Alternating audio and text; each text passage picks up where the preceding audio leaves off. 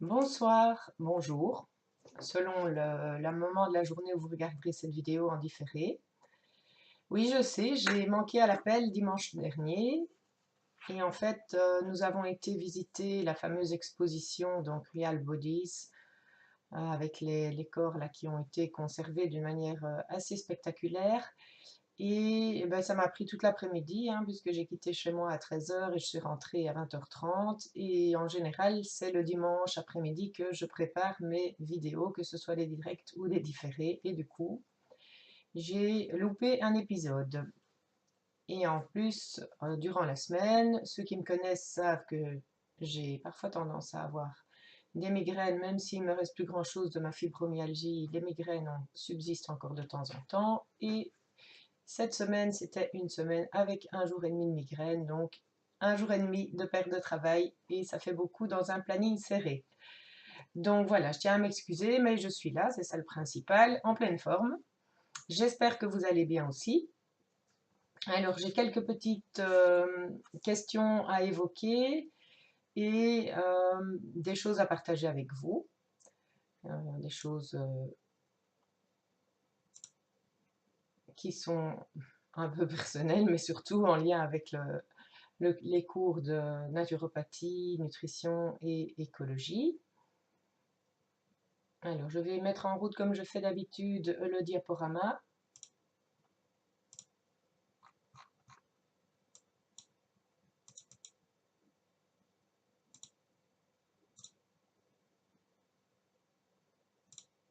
Voilà, donc ça c'est un petit souvenir que je vous ai ramené de ma semaine dans les Fagnes.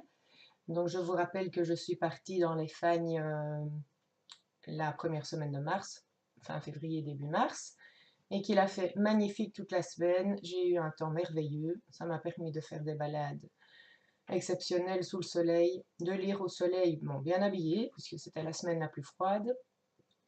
Mais donc j'ai pris ma dose de soleil, d'oxygénation, et ça m'a fait un bien fou. J'ai quand même travaillé et j'ai surtout cogité sur des futurs sujets et comment j'allais organiser les semaines et voire les mois à venir. Alors, encore une petite photo pour vous montrer comme la Belgique est magnifique quand il fait beau. Et j'étais donc près de la ville qui s'appelle Caux et des cascades de Caux. Et le ciel était bleu, turquoise, et l'eau également, comme vous pouvez le voir sur cette photo. Alors, ben, je vais faire un petit compte-rendu de notre visite donc, à la fameuse exposition. Donc, on a fait ça dimanche dernier, donc le 11 mars, on était une quinzaine. Il y avait plusieurs étudiantes et un étudiant avec sa compagne. C'était vraiment bien, c'était un moment très convivial, on s'est bien amusé, on a beaucoup appris. Enfin, moi personnellement, j'ai beaucoup apprécié et je pense que d'autres personnes aussi. Après, ça nous a permis d'aller boire un petit verre pour papoter avec quelques étudiants. Donc, bah, on a bu une infusion gingembre-citron délicieuse. Donc c'était, je vous rappelle, à Bruxelles, dans les bâtiments Tour et Taxi. S'il y en a qui ont l'occasion d'aller la visiter à Bruxelles, cette exposition qui dure jusqu'au 15 avril, ou d'aller même dans d'autres pays, elle tourne dans toute l'Europe, c'est vraiment intéressant. Franchement, pour visualiser et approfondir ces notions d'anatomie, ça vaut vraiment la peine d'être vu. Alors, j'ai pris quelques photos, puisqu'on pouvait prendre des photos sans flash. Donc ici, vous voyez ben, en fait un tronc, enfin l'intérieur du tronc d'un homme ou d'une femme, peu importe. Donc vous voyez ici au-dessus, vous avez des poumons. Alors à mon avis, ça doit être des poumons de fumeurs. On a vu aussi dans une des vitrines, j'ai pas pris de photo, mais il y avait des poumons de fumeurs et des poumons à côté de personnes qui ne fument pas. Je peux vous assurer que la couleur n'est pas du tout la même. Donc ça, je pense que ça doit être des poumons de fumeurs, vu leur couleur. Ici, au milieu, vous avez le cœur. Donc ça, c'est la cage thoracique, hein, ce qui se situe sous les côtes. Là au-dessus, la trachée. Ici, c'est toute la cavité abdominale. On a une partie non, ça c'est, pardon, le diaphragme, j'allais dire le péritoine, mais le péritoine c'est ici. Donc je vous rappelle que sous les côtes, il y a une grosse coupole qui est en fait un muscle qui s'appelle le diaphragme et qui est vraiment essentiel pour les mouvements respiratoires. Et donc ce diaphragme est en forme de dôme. Et sous lui, vous avez directement sur la droite le foie qui cache ici l'estomac. Et tous les viscères, que ce soit l'estomac et les intestins, sont entourés par une paroi qui s'appelle le péritoine. Et donc ce péritoine, bon, ici il est découpé bien sûr, mais normalement il forme comme on va dire une sorte de sac qui maintient en fait tous nos viscères en place. Et ici en bas, vous avez la vessie et non, pardon, c'est la fin de l'intestin avec à l'arrière l'anus. Ici, on aperçoit une partie des intestins. Alors oui, pour les personnes sensibles, franchement, enfin sur place, bon, ici ça vous impressionne peut-être, je ne sais pas, mais sur place, c'est vraiment soft et je ne pense pas qu'on puisse se sentir mal ou mal à l'aise. Bon, évidemment, il faut éviter de gamberger dans sa tête et de se dire comment on a fait ça et ce sont des cadavres, bien sûr, mais du point de vue scientifique, si on fait abstraction du côté émotionnel humain, c'est vraiment très très intéressant. Alors ben, ici, je vous ai mis une photo un peu plus proche du foie. Donc ça, c'est le foie hein, qui est... donc vous avez, on va revenir en arrière pour vous montrer. Donc le foie est convexe. On va dire que la partie convexe est ici sous le diaphragme et la partie concave est là en dessous. Et ici, vous avez donc la partie convexe et là, la partie concave avec l'empreinte de l'estomac qui est ici. Ici, vous avez la vésicule biliaire et ce petit chausson de danse un peu ramolli, c'est effectivement la vésicule qui est découpée. Ici, on a, je pense que c'est la veine porte, ou alors, non, non, pardon, c'est la sortie de l'estomac. Non, c'est la veine porte. Ce sont les canaux, donc les veines qui circulent au niveau du foie. Puisque tout transite, hein, tout le sang transite à travers le foie pour être épuré et pour décharger une partie des toxines. Le foie y prélève également certains éléments qu'il va convertir, hein, comme le cholestérol, qui va permettre de synthétiser les hormones, qui est continuellement recyclé, d'autres éléments encore qui transitent par le foie. Donc la vésicule, je vous avoue que je suis impressionnée par le volume. Je pensais que c'était une toute petite vésicule qu'on avait, mais non, apparemment, et on a vu plusieurs autres vésicules dans les vitrines là, qui étaient exposées, elles avaient toutes cette taille-là. Donc ça semble être normal. Ici, vous avez le système veineux et artériel du foie et des intestins. Donc je vous rappelle que tout ceci a été figé par une technique particulière et ce sont donc des proportions et ce réseau est tout à fait une reproduction, enfin c'est pas une reproduction, c'est la réalité de ce qui se passe dans vos organes. Hein. Ici vous voyez la vésicule, elle est de nouveau assez impressionnante et donc tout à l'heure je vous disais ça c'est la veine. C'était la veine porte, effectivement c'est celle-ci.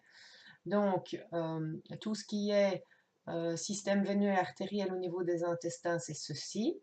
Donc au niveau de vos intestins, quand le bol alimentaire a passé l'estomac et se retrouve au niveau intestinal, eh bien donc tout ce qui va passer à la paroi intestinale, que ce soit nutriments, minéraux, vitamines et autres éléments utiles, acides gras, etc., vont être collectés par cette veine, ils vont être transportés au niveau du foie, le foie va épurer, va trier, va recycler, va synthétiser, et tout ce qui est déchets va être collecté par le réseau bleu, puisque le bleu symbolise et constitue le réseau veineux.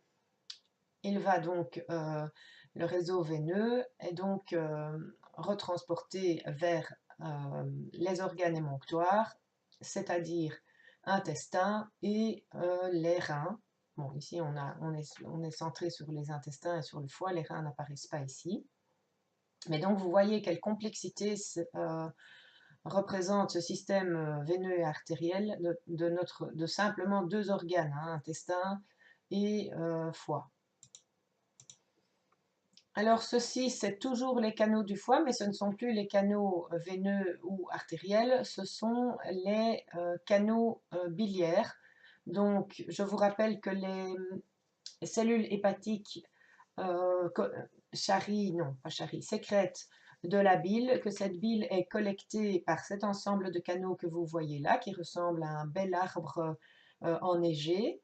Et donc cette bile est drainée vers la vésicule biliaire et sera rejetée par l'intermédiaire de cette vésicule dans les intestins, ce qui facilite le transit puisque les sels biliaires non seulement colorent les sels, donc les sels SEL-S biliaires colorent les sels et accélèrent le transit des sels SE2LES, donc des sels qui se retrouvent au niveau intestinal, donc des matières fécales qui vont transiter au niveau de l'intestin. Donc ces dernières sont colorées par les sels biliaires SEL-S et les sels biliaires favorisent le transit intestinal. C'est pour ça que généralement les personnes qui n'ont plus de vésicule, ben non seulement elles ont des gros problèmes de digestion dans l'ensemble de manière générale et souvent principalement vis-à-vis des graisses ou des acides gras, mais souvent elles éprouvent énormément de problèmes de transit au niveau des intestins, soit comme la vésicule n'est plus là pour collecter la bile, mais la bile elle est déversée directement du foie dans l'intestin et donc il n'y a plus de régulation de ce flux biliaire. Donc s'il y a trop de bile, il peut y avoir des diarrhées parfois permanentes et par contre si le foie est un petit peu paresseux et qu'il n'y a pas assez de bile, eh bien on aura plutôt une constipation. La vésicule étant chargée de collecter cette bile et de réguler sa diffusion dans l'intestin en fonction des besoins du corps. Donc quand on n'a plus de vésicule, je vous dis, ça pose vraiment un problème. Donc je vous rappelle que plutôt que de se faire enlever la vésicule pour un petit caillou ou un petit calcul qui mesure pas plus d'un centimètre cube, pensez à la fameuse cure de Andreas Moritz qui a été reprise aussi par Hulda Clark et qui permet de drainer votre vésicule et aussi le cholestérol d'ailleurs. J'ai une personne dans mes connaissances qui a réussi à réguler son taux de cholestérol et à se débarrasser des statines en pratiquant cette cure plusieurs fois. Alors ici on a l'estomac, donc vous avez un estomac fermé ici sur votre gauche ou votre droite, je ne sais pas. Donc les aliments transitent, enfin on avale les aliments, on les mâche bien pour les imprégner de salive et puis ils pénètrent au niveau de l'estomac par cette entrée ici. Et vous avez l'estomac là qui est coupé en deux, donc vous voyez là c'est l'intérieur de l'estomac. Je vous rappelle aussi que la lumière de l'estomac et de l'intestin, c'est-à-dire tout l'espace à l'intérieur de l'estomac et à l'intérieur de l'intestin, c'est un espace qu'on appelle externe. Externe fait partie du milieu externe. Ce qui fait partie du milieu interne, c'est ce qui se trouve au niveau cellulaire, au niveau sanguin et au niveau lymphatique, au niveau tissulaire, et c'est tout ce qui va traverser les parois au niveau intestinal. Là, on est bien dans l'intracellulaire et le milieu interne, mais dans la lumière de l'estomac et tout le long de l'intestin, nous sommes bien en milieu externe. Ici, vous avez donc le pylore et en bas le cardia qui termine l'estomac. Alors ici, on a donc un tronc qui est ouvert et vous pouvez voir donc ici, là au-dessus, vous avez le cœur et donc la cage thoracique, les côtes qui ont été sectionnées là, le diaphragme, sous le diaphragme, le foie, l'estomac qui se trouve là au-dessus et puis l'intestin mais qui est coupé ici pour que l'on voit à l'arrière de cette cavité abdominale. Vous voyez les côtes ici qui sont sectionnées, elles descendent avec les côtes flottantes et les basses côtes, enfin oui, les côtes qui sont les plus basses, vont jusqu'ici. Et ce que l'on aperçoit ici, c'est un bout de rein. Alors j'ai déjà expliqué, je le réexplique, que les reins sont très hauts, que ce sont des organes nobles comme le foie qui sont protégés par la cage thoracique, comme l'estomac également. Et donc, quand on doit se masser les surrénales avec l'huile essentielle de pin sylvestre et d'épinette noire, parce qu'on a un écroulement des glandes surrénales, on peut se masser donc en application locolocale, c'est-à-dire dans le haut du dos, au-dessus des côtes, en regard des surrénales. Et puisque le rein, c'est une sorte de gros haricot, de grosse fève qui mesure certainement 5-6 cm, eh bien les surrénales sont des petits chapeaux qui sont situés au-dessus des reins. Donc là, dans le fond, elles doivent se situer là au-dessus. Bon, je vous montrerai d'autres photos dans les prochaines vidéos, mais on ne va pas passer la vidéo qu'à ça, hein. Donc voilà, donc vous avez le rein ici, certainement un rein là derrière, mais on le voit. Ou alors, non, c'est peut-être pas ça. Je crois, non, c'est pas ça. Il est caché là derrière, on ne le voit pas. Donc ici, on a encore un morceau de l'intestin. Mais voilà, donc ceci pour bien vous situer au niveau rénal, il faut savoir que vos reins et vos surrénales, fatalement, sont très hauts. Alors, je vais compléter une information que j'avais mise dans la dernière vidéo vis-à-vis d'une question qu'on m'avait posée. En fait, quelqu'un m'avait posé la question de savoir si quand on prenait de l'argile, cela pouvait poser des problèmes par rapport à certains traitements médicamenteux que l'on prend. J'avais dit que je ne pensais pas, mais que je n'étais pas certaine de ce que j'avançais. Angelina, très gentiment, m'a permis de me rappeler qu'effectivement, Jade Allègre, qui est donc Madame Argile, hein, qui avait une association, qui a toujours d'ailleurs une association qui s'appelle L'Homme et l'Argile. Vous pouvez trouver tout ça en ligne, hein, ces vidéos sont en ligne, elle fait des formations, si ça vous intéresse, renseignez-vous. Et donc, Jade Allègre, qui a circulé partout dans le monde, avec en poche de l'argile ou bien de l'argile qu'elle trouvait sur place, n'a jamais eu de maladie alors qu'elle n'utilise que son argile. Et son équipe, l'équipe médicale qui l'accompagne, même chose. Donc tout ça, elle relate dans ses vidéos. Et donc Angelina nous dit qu'en regardant une des vidéos de Jade Allègre, elle a entendu l'information que effectivement, lorsque l'on prenait des antibiotiques, il fallait espacer les prises d'argile de quelques heures vis-à-vis de cette prise parce que l'argile est tellement puissante qu'elle pourrait s'attaquer également aux produits toxiques contenus dans les médicaments et qui en inhiberaient certains effets. Donc voilà, donc une information que on a complétée. Merci Angelina. Et si vous avez d'autres retours par rapport à des informations que je donne, vous pouvez toujours m'envoyer les infos qui concernent ça pour compléter ce que j'avance. Je peux aussi me tromper, hein, parce que parfois j'ai des petits trous de mémoire, puis je connais beaucoup de choses, mais voilà, par moment on ne peut pas se rappeler de tout. Et donc il peut y avoir soit des petites erreurs, soit des petites imprécisions, donc n'hésitez pas à me rappeler à l'ordre et à me le faire remarquer. Je ne serai pas vexée, je vous rassure tout de suite. Alors, on a une autre question de Laura qui nous demande si en tant que naturopathe, nous sommes à même de donner des séances de relaxation, de méditation ou de sophrologie dans notre cabinet. Et est-ce que l'on a besoin de formation spécifique pour ça? Alors, excusez-moi, mais j'avais préparé des petites questions, des réponses écrites, pardon. Effectivement, on peut tout à fait donner des soins, enfin des séances de relaxation, de méditation dans un cabinet et ça s'intègre tout à fait dans les consultations de naturopathie puisque ça fait partie des fameuses techniques énergétiques. Par contre, pour la sophrologie, je pense, mais de nouveau, je ne suis pas certaine de ce que j'avance et si ça vous intéresse, renseignez-vous. Je pense que pour la sophrologie, il faut une formation spécifique et un certificat. Par contre, les séances de relaxation, si vous avez des bases ou si vous-même vous en pratiquez ou vous pratiquez depuis plusieurs années de la méditation, rien ne vous empêche d'en donner. Vous pouvez même créer votre propre méthode de relaxation et de méditation en fonction de ce qui vous parle, de vos affinités et comment vous l'envisagez, hein. Donc ça, vous pouvez tout à fait personnaliser. Mais je vous dis, par rapport à la sophrologie, je ne suis pas du tout certaine de ce que je dis.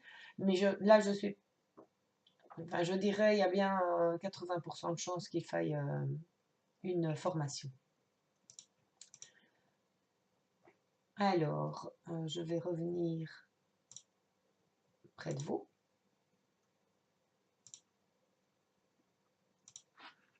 Voilà, donc les questions qu'on m'avait posées, ben, j'y ai répondu. Alors, je voulais revenir aussi sur une question qu'on avait évoquée dans une des vidéos précédentes aussi. Je ne sais plus qui m'avait parlé, m'avait remis la phrase du cours euh, qui se trouve en page 177, en tout cas dans mon édition d'impression du cours, donc peut-être que la vôtre, il y a une variation d'une ou deux pages. On sait que donc c'est l'organe le plus faible de l'appareil le plus fort qui flanche et qui sera victime de problèmes de santé ou de pathologies. Un autre postulat naturopathique est que l'appareil ou le système le plus fort sur le plan émonctoriel prendra en charge l'élimination des surcharges. Alors, le surcroît d'activité de ce système émonctoriel ou de cet émonctoire tend à épuiser l'organe le plus faible de ce système. Alors, c'est vrai que la phrase est longue et peut-être complexe. Alors, par rapport à la phrase que j'aurais peut-être dû la formuler autrement, comme suit. En naturopathie, on sait que c'est l'appareil ou le système le plus fort sur le plan émonctoriel, donc on va dire l'émonctoire le plus fort, qui se charge d'éliminer la plupart des surcharges toxiniques. Mais cet organe, même s'il est fort, si vous avez un foie fort ou des reins forts ou des intestins costauds, des poumons, enfin si tous vos émonctoires fonctionnent bien, ils sont forts, il y en a de toute façon toujours un qui est plus faible chez tout le monde. Et cet organe fort qui sera tout le temps sollicité, il aura tendance à s'épuiser lui aussi. Et donc, les autres émonctoires ou les autres parties, et même le maillon le plus faible de ce système émonctoriel ou de l'ensemble de votre organisme, eh bien, tout ça devra prendre le relais. Un maillon faible dans un système complet du corps aura tendance aussi, lui, à s'épuiser. Il est déjà affaibli. Donc, ça va doubler le problème. Je vais vous donner un exemple concret par la suite.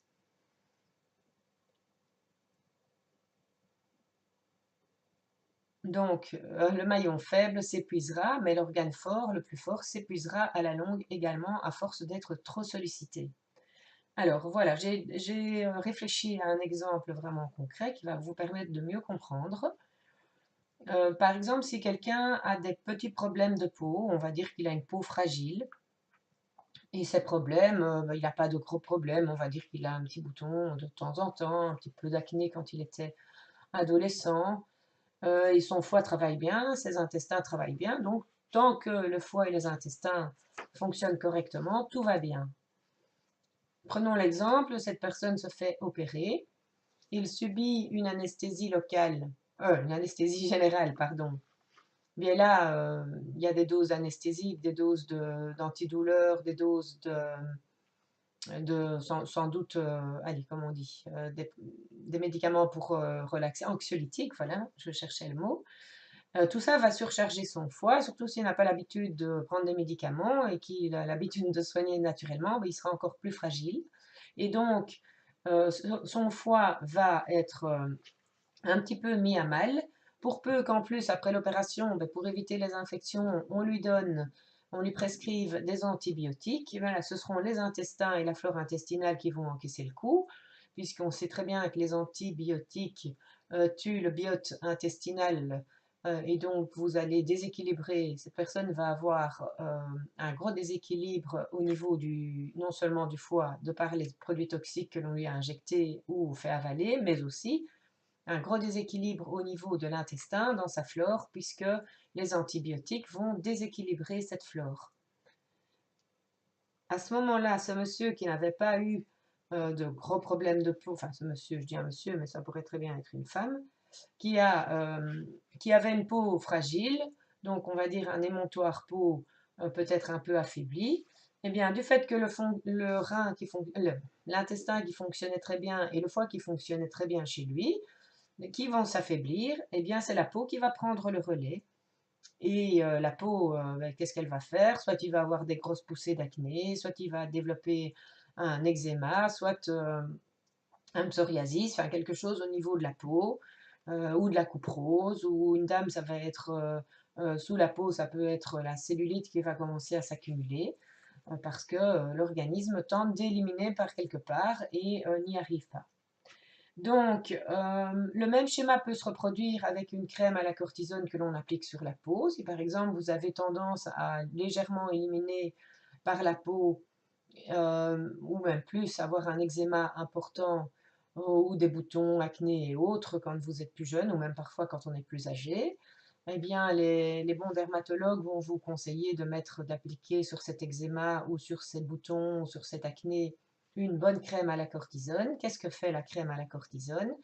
Il va faire rentrer les toxines, enfin, ou bloquer en tout cas l'élimination des toxines par la peau. Ben, ces toxines, elles vont rester prisonnières dans le corps, mais à un moment donné, il faut bien que le corps évacue. Sinon, il risque d'avoir des problèmes de santé vraiment graves. Et donc, ben, qu'est-ce qui va se passer? Si c'est le poumon qui prend le relais, ben, cette personne risque de développer des crises d'asthme ou des bronchites chroniques ou bien des sinusites chroniques, parce que ça peut s'évacuer par les voies ORL supérieures. Il peut commencer à avoir des migraines hépatiques parce que le foie qui essaye de prendre le relais n'y arrive pas. Il peut commencer à avoir des diarrhées parce que c'est l'intestin qui devrait prendre le relais, enfin qui prend le relais effectivement, mais de manière un peu excessive, si l'intestin présente une petite faiblesse. Donc, sachez que quand on étouffe, enfin, ou quand on fait rentrer des toxines, qu'on empêche de les laisser sortir par un organe émonctoire, ce sera d'office un autre organe émonctoire qui devra relayer, prendre en charge ces toxines. Et si, pour peu qu'il y ait un émonctoire qui soit un petit peu plus faible dans toute la chaîne de votre organisme, eh bien c'est cet émonctoire-là qui va lâcher à ce moment-là, parce que même s'il est fort, à un moment donné, il s'épuise. De même, chez une personne qui présente au départ un émonctoire poumon qui fonctionne bien et qui va faire de la bronchite, de l'asthme, etc., on va lui donner des aérosols à la cortisone de manière assez régulière, des sirops antitussifs qui vont faire qu'il ne va plus évacuer du tout, hein, plus cracher, etc. Les poumons seront moins encombrés, ou des mucolytiques. Non, les mucolytiques c'est bien parce que ça aide à drainer, mais les sirops antitussifs, par exemple, on n'associe pas les sirops antitussifs avec des mucolytiques, parce que si on donne des mucolytiques, c'est bien pour que les, les sécrétions des mucus des poumons s'évacuent, et on va les évacuer en toussant et en crachant. Ce qui peut se faire naturellement avec la sauge sclarée, par exemple, une teinture mère de sauge sclarée. Pas la sauge officinale, c'est pas la même. Et donc, la sauge sclarée, qui est un mucolytique, ben, si vous prenez de la sauge sclarée, ne prenez pas un sirop antitussif ou ne mettez pas des huiles essentielles antitussives ou antispasmodiques sur vos bronches parce que vous n'allez pas cracher. Donc, le but n'est pas atteint. Donc, j'en reviens à ma personne qui a des problèmes pulmonaires, asthme, tout chronique, bronchite, etc. On va lui donner des aérosols à la cortisone. À un moment donné, ben, son émonctoire poumon ne va plus faire le boulot, mais les toxines et les mucus à évacuer, ils vont rester bloqués et le corps va tenter de prendre le relais par d'autres biais. Donc, ce sera soit les intestins, soit le foie. Et il y aura peut-être des petits dysfonctionnements, un surcroît de bile. La vésicule biliaire sera peut-être elle-même un peu déficiente, donc un peu de mal à évacuer la bile en excès. De ce fait-là, il y aura soit constipation, migraine, des tas de choses qui vont en découler. Au niveau intestinal, même chose. Si c'est l'intestin qui doit prendre le relais, il risque d'y avoir des diarrhées pour tenter d'évacuer tout ça. Ou alors la peau, hein, l'émonctoire peau, très en lien avec le poumon. Souvent, il y a d'ailleurs un va-et-vient entre, enfin, ce qu'on appelle une alternance émonctorielle entre poumon et peau, par exemple. C'est assez connu. Ah bon, des naturopathes, pas tellement des médecins qui ne font pas toujours le lien, mais quand on fait rentrer un asthme, enfin un eczéma, ça ressort en asthme ou en bronchite, et inversement, si on calme la bronchite, on va voir réapparaître des petits problèmes de peau ou de gros problèmes de peau. En bref, c'est généralement l'émonctoire qui travaille le plus qui aura tendance à s'épuiser. Ils devraient normalement être suppléés par d'autres émonctoires, mais si ceux-ci eux-mêmes sont faibles, eh bien eux-mêmes qui auront pris le relais présenteront d'autres problèmes. Alors c'est pour ça que quand on fait des cures en naturopathie, des cures de détox pour aider ou soutenir les émonctoires, eh bien il faut soutenir l'émonctoire le plus fort ou éventuellement effectuer des dérivations émonctorielles ou soutenir les émonctoires les plus faibles, mais doucement. Cela doit toujours se faire en douceur.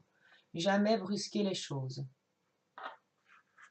Donc tout ça, évidemment, ça s'apprend par la pratique. Dans la théorie, c'est bien beau, mais il faut voir comment ça se passe. Alors pour être sûr de ne pas mettre votre consultant en souffrance, allez-y doucement.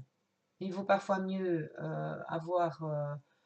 mettre 1 mois de plus ou 2 mois de plus à détoxiner ou à détoxiquer, à éliminer certaines surcharges émonctorielles et ne pas avoir de problème d'autres émonctoires qui s'en mêlent, plutôt que de vouloir détoxiner vite, vite, vite et d'avoir des grosses réactions. Moi qui ai l'habitude de conseiller des nettoyages grâce au système de Mora-thérapie, puisque avec le Mora, on a la chance de pouvoir mettre en évidence les toxiques qui encrassent une personne. On peut aussi arriver à drainer ces toxines. Eh bien, on y va vraiment mollo mollo. Et quand on donne un draineur liquide, par exemple en gouttes, on va faire une goutte 3 fois par jour pendant 3 jours, et puis 2 gouttes 3 fois par jour pendant 3 jours, et ainsi de suite. Et donc, j'ai déjà des personnes, parce que souvent quand on n'est pas bien, on a envie d'aller vite et de se sentir mieux rapidement. Donc la personne dit, oh ben tant mieux, on a trouvé les métaux lourds qui m'intoxiquent, moi je vais aller vite, je vais nettoyer, on y va.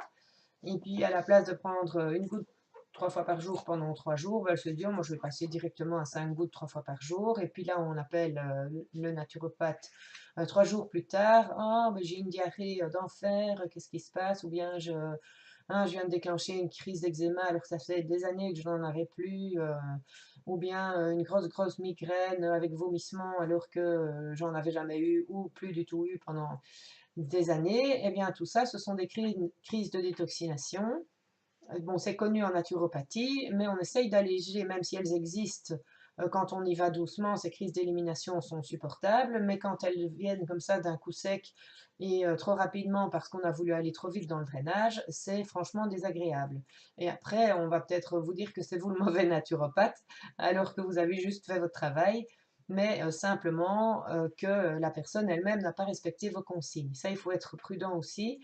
Quand une personne se plaint ou a des effets secondaires, des petits soucis vis-à-vis de quelque chose que vous lui avez conseillé, assurez-vous toujours qu'elle a respecté les consignes que vous lui avez données. Parce qu'elle va vous dire, oui, moi j'avais de l'arthrose, vous m'aviez conseillé de prendre de la glucosamine, et je l'ai pris, mais ça ne va pas mieux. Et puis vous lui demandez, oui, mais vous l'avez pris pendant combien de temps?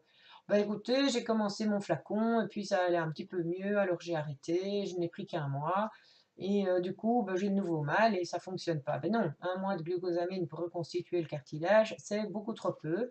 Donc, on sait qu'on est parti au moins sur 3 à 6 mois en dose d'attaque, et par la suite, encore en continu en diminuant la dose et reconstituer le cartilage en permanence pour qu'il ne s'use plus avec des doses qu'on appelle d'entretien, c'est-à-dire par exemple une gélule de glucosamine par jour. Bon, ça j'y reviendrai s'il y en a qui souhaitent avoir plus d'infos là-dessus. Alors, je vais repasser sur mon PowerPoint.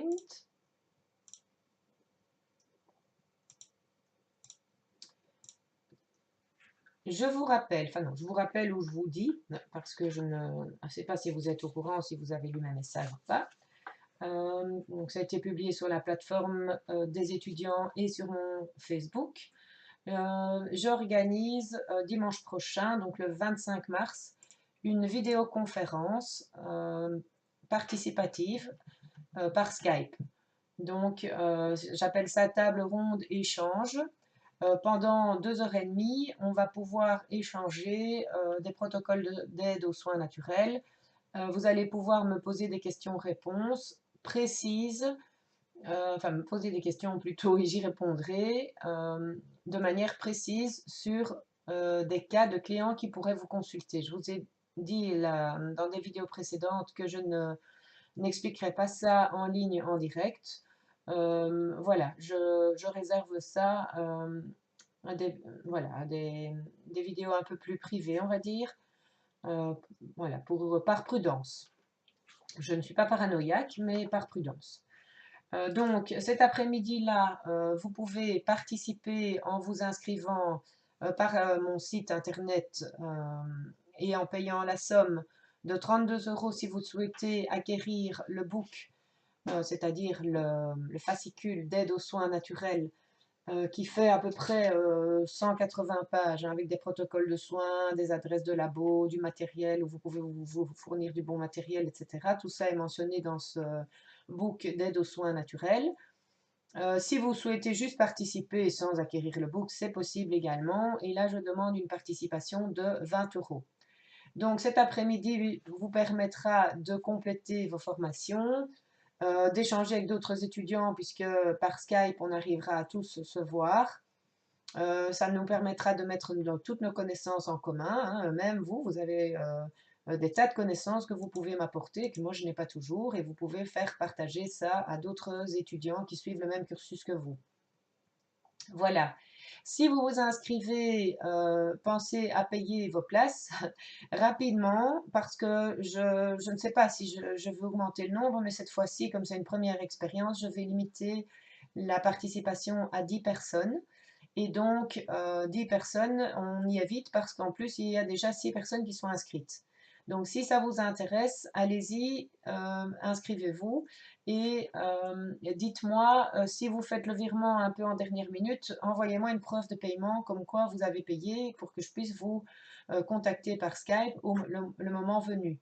Donc, je vous donne rendez-vous si ça vous intéresse donc dimanche prochain, le 25 à 14 h, on va dire 13h45, pour être en ligne tous ensemble, le temps que je m'organise et qu'on voit comment ça se passe. Euh, et donc, on pourra discuter et échanger. Je pense réitérer l'expérience, bien sûr, à peu près une fois par trimestre, un dimanche après-midi par trimestre. Voilà, je vais essayer de tenir le rythme. Je ne donne pas encore les dates maintenant. Et si vous n'êtes pas disponible cette fois-ci, ben, ce sera pour une prochaine fois. Et sachez aussi que je mettrai le compte rendu, enfin non, je mettrai la vidéo, enfin ça je devrais peut-être demander si tout le monde est d'accord, que je mette la vidéo pas sur ma chaîne, mais sur la plateforme qui sera payante. Bon, le coût sera moindre parce que vous la verrez en différé, mais notre travail, nos connaissances et mon travail essentiellement aussi, malheureusement, voilà, je vis de ça et ça fait des années que je fais des formations, que j'investis, que j'ai beaucoup investi en temps, en énergie, en argent, que je le fais encore et j'estime que quelque part, moi c'est mon métier et que j'ai le droit de gagner ma vie avec ça. J'essaye de laisser des prix, enfin de vous donner des prix relativement démocratiques. Attendez, je vais couper mon baffle parce qu'en fait ça fait un petit écho. Voilà, donc j'essaye de garder des prix démocratiques, mais quelque part, voilà, je ne suis pas une bénévole qui travaille pour rien tout le temps. Euh, alors, ce dimanche prochain, c'est une grosse après-midi Internet pour moi, enfin informatique pour moi, parce que je vais non seulement faire l'échange questions-réponses, partage de 14 h à 16h30, mais le soir, je me retrouve en direct avec Sylvie. Je vous rappelle que Sylvie est accompagnatrice en jeûne, que nous organisons ensemble des stages de jeûne pour la deuxième fois ici au mois de mai, près du Mont Ventoux. Euh, donc, je collecterai les questions en direct. Sylvie vous parlera du jeûne en général et vous pourrez poser toutes vos questions. Pensez à nous envoyer les questions éventuelles au nom de Sylvie de Becker, donc 01@gmail.com ou bien chez moi info@découvrir-et-pratiquer.com. Nous répondrons à vos questions. Vous avez un lien ici qui vous permettra de vous préinscrire, c'est-à-dire que Sylvie va collecter toutes vos adresses mail et elle vous enverra le lien direct de la vidéo dimanche, à mon avis, fin de journée, sachant que ce n'est pas sur ma chaîne que ça se passe, mais sur sa propre chaîne. Et bien sûr, je relayerai la vidéo une fois qu'elle sera publiée sur sa chaîne Comme vous avez la première vidéo de l'année passée, hein, que vous pouvez voir sur ma chaîne, eh ben, vous aurez celle-ci par la suite. Donc pas de problème si vous ne savez pas assister à ce direct avec Sylvie et moi dimanche prochain à 20 h. Vous pourrez toujours le revisionner plus tard sur nos deux chaînes d'ailleurs. J'envisage également de faire une après-midi vidéoconférence sur les étiquettes à la loupe. Donc, quand on fait des vidéoconférences par Skype, comme je le ferai ce dimanche prochain, on peut faire des partages d'écran et donc diffuser des diaporamas. Et pour les étiquettes à la loupe, donc je parle bien des étiquettes alimentaires, je ferai une vidéoconférence avec le partage de mes slides, donc de mon diaporama concernant les étiquettes à la loupe. Ça nous permettra donc de découvrir, d'approfondir la lecture des étiquettes de nos produits alimentaires, de voir exactement ce que signifie le terme additif, en quoi ça consiste et quels sont les additifs qui se cachent derrière ces fameux codes E, etc. Est-ce qu'ils sont tous toxiques? Lesquels faut-il éviter absolument? Comment s'en protéger? Pourquoi?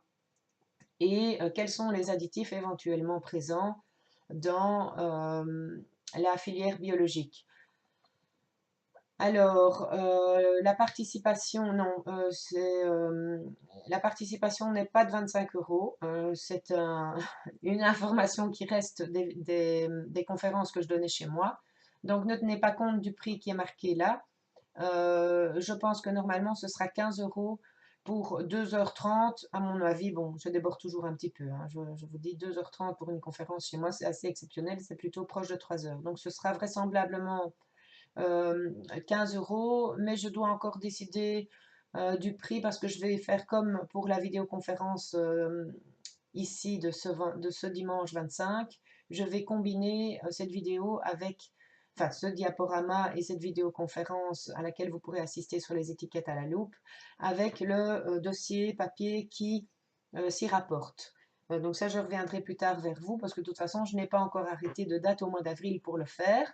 Si jamais vous avez une date de prédilection, envoyez-la moi et j'essaierai de m'orienter vers cette fois-là si vous désirez participer en public, en direct. Alors, je rappelle mes journées de formation avec Claude qui ont lieu le 27 mai et le 3 juin. Dont le sujet principal c'est la radiesthésie, mais nous balayerons donc les chakras, leur fonctionnement, leur réharmonisation, comment y arriver, etc. Durant ces 2 jours. Quoi d'autre? Ben oui, notre stage de jeûne. Alors là, j'ai eu enfin, voilà, un commentaire, je ne sais pas très bien. J'ai pas trop bien compris, mais je préfère préciser les choses avant que ça prête à polémique. Oui, effectivement, je fais ma pub, on peut considérer ça comme ça. Mais je vois pas pourquoi je ne la ferais pas d'abord. Ça, c'est une première chose. Et en plus, il faut savoir que ici, c'est pas une pub pour le stage de jeûne, le direct qu'on fait avec Sylvie le 25, puisqu'en fait ce stage-là du mois de mai, il est déjà complet. On a même déjà dû refuser des personnes. Et pour votre information, on réitère l'expérience du 6 au 13 octobre, toujours au même endroit. Et il y a déjà 2 personnes inscrites. Donc voilà, oui, je fais ma pub, mais en fait, fondamentalement, est-ce qu'on a vraiment besoin de publicité, puisqu'apparemment nos stages ont déjà du succès.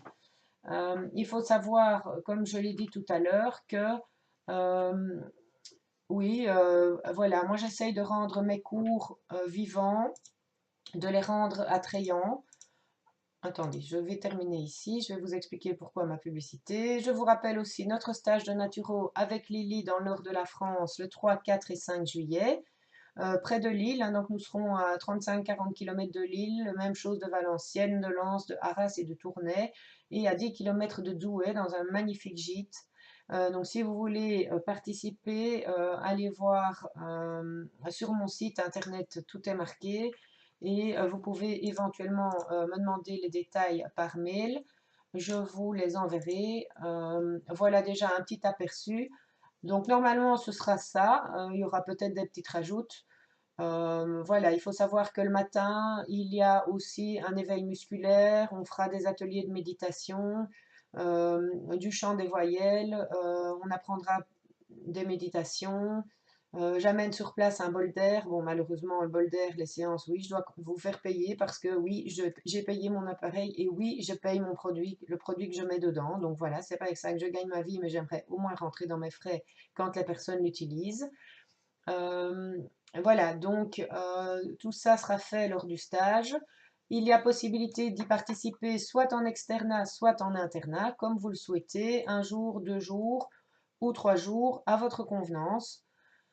Sachez que pour le jeudi, nous avons déjà 2 inscriptions, donc pour la journée un peu chargée ici. C'est vrai que c'est la journée la plus complète, mais celle-ci entre dans le cadre, enfin, est intéressante aussi, puisque ça permet de compléter vos formations, en fait, tout simplement. Alors, je rappelle aussi que je souhaiterais éventuellement organiser un stage, soit la semaine du 15 août, soit la première semaine de septembre, en Loire, en Charente ou en Normandie. Dites-moi si ça vous intéresse et la semaine qui vous intéresse, 15 août ou première semaine de septembre, parce que je ne vais pas réserver avant d'avoir une certitude d'avoir des participants. Je reviens vers vous, voilà. Donc je reviens aussi donc sur l'histoire de faire ma publicité. Oui, bon voilà, effectivement, ça vous pouvez le prendre comme une publicité. Mais vous savez que j'essaye de rendre donc les cours par correspondance, c'est déjà anonyme, c'est virtuel. Donc j'essaye de rendre mes cours vivants, de les rendre attractifs, de créer des échanges. D'ailleurs, je mets toutes ces vidéos à votre disposition tout à fait gratuitement et je vous assure que ça prend du temps à préparer, à filmer, à mettre en ligne, etc. Donc, je fais un maximum. J'organise des activités gratuites, mais j'organise aussi des activités payantes.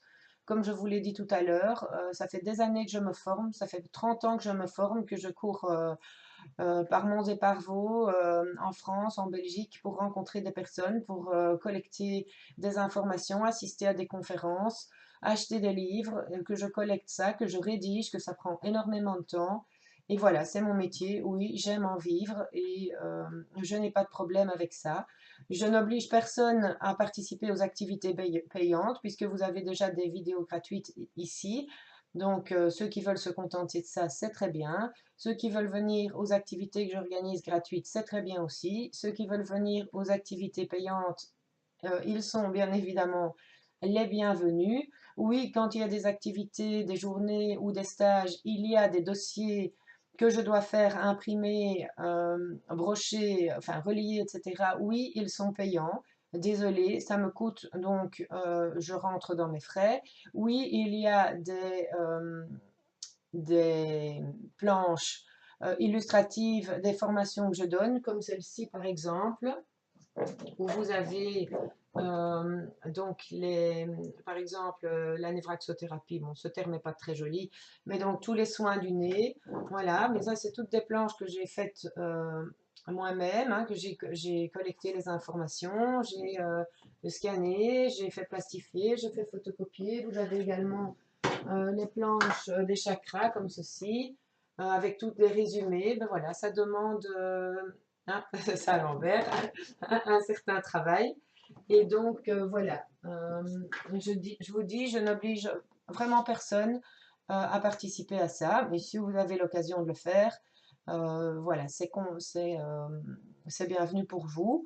Et de toute manière, le cours, je vous rappelle que le cours théorique que vous faites, c'est très bien, mais que c'est tout à fait insuffisant, qu'en plus de vos formations, de votre formation théorique papier, eh bien, il faut vous investir, oui, en temps, en énergie, dans d'autres formations et surtout dans du pratique. Donc, si vous ne voulez pas que ce soit avec moi, moi c'est très bien. Allez où vous voulez. Il y a des tas de formateurs formidables. Vous voulez aller chez Irène Grosjean, vous voulez aller participer au stage de Luc Baudin. Allez-y, faites-le, allez voir ailleurs, allez prendre d'autres informations. C'est avec grand plaisir que je vous oriente vers d'autres personnes, chez Anne Van Boxtal, chez Vanessa Collant, tout ce que vous voulez, de chez Lily qui fait maintenant aussi des ateliers, des formations fleurs de bac, etc. Vanessa de Becker qui fait ses ateliers cosmétiques et produits d'entretien pour vous apprendre à les faire vous-même. Donc oui, renseignez-vous, faites tout ça, mais vous devrez payer, hein, que ce soit chez moi ou ailleurs, malheureusement, ces personnes en vivent. Et je vous assure qu'un stage de 3 jours chez Irène Grosjean ou chez Luc Baudin, C'est un peu plus cher que les stages avec Carole Pagne et avec Lily. Voilà, mais vous faites comme vous voulez. Tout est bon pour moi. Moi, je suis très contente avec tout ce qui se passe dans ma vie pour l'instant, en grande partie grâce à vous, mes étudiants. Donc voilà, je continuerai à mettre des choses en place. Et je dis toujours, la critique est facile, mais si vous voulez, vous faites la même chose. Voilà, et c'est très bien aussi. J'ai eu une étudiante qui a suivi mes cours et qui est diplômée depuis maintenant 2 3 ans. Et elle m'expliquait que ben, sa pratique était difficile à démarrer. Bon, elle habite dans le sud de la France. Et donc, elle n'arrivait pas à en vivre. Ben non, mais je sais, la naturopathie, pour en vivre complètement, c'est un peu compliqué. Il faut savoir que, il faut diversifier ses activités. Et je lui ai conseillé, ben, comme en France les distances sont grandes, d'éventuellement faire des consultations par Skype, d'éventuellement aussi faire des vidéoconférences parce qu'elle est très douée enfin très avancée et très pointue dans le domaine du coaching sportif, nutrition du sportif, etc. Donc je lui ai conseillé d'exploiter ce créneau-là avec Internet, des vidéos. Maintenant c'est l'avenir, c'est le virtuel, c'est Internet. Je n'oblige, je conseille à qui veut bien le faire de faire la même chose que tous les youtubeurs, que toutes ces personnes qui travaillent maintenant comme ça. Voilà, si ça vous parle, vous le faites. Et sinon, ben voilà. Pensez aussi à m'envoyer vos questions pour les prochaines vidéos en direct. Bon, ben, la semaine prochaine, dimanche prochain, il y aura un direct avec Sylvie. Bon, les questions de dimanche prochain, ce sera avec Sylvie, c'est évidemment ciblé sur le jeûne. Et la table ronde, ben là, c'est un petit peu de tout ce que vous voulez, si vous y participez. Et s'il n'y a plus de place, eh bien, ce sera pour la prochaine fois. Voilà. Je vous souhaite une excellente journée, soirée, en fonction du moment où vous regardez cette vidéo. Je vous embrasse et je vous dis à très bientôt. Au revoir.